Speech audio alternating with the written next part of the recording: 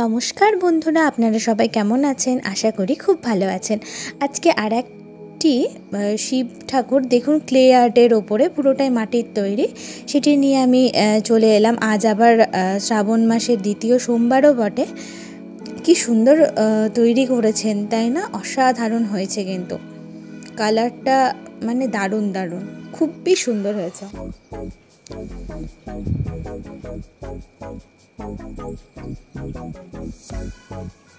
দেখুন কি সুন্দরভাবে তৈরি করেছে, মুখটা অপূর্ব যেন দেখতে হয়েছে।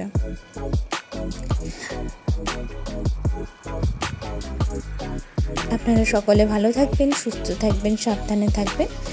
পরবর্তী ভিডিওর জন্য আপনারা চ্যানেলটি প্লিজ সাবস্ক্রাইব করে দেবেন এবং লাইক এবং শেয়ার করে দেবেন। সকলকে অসংখ্য ধন্যবাদ।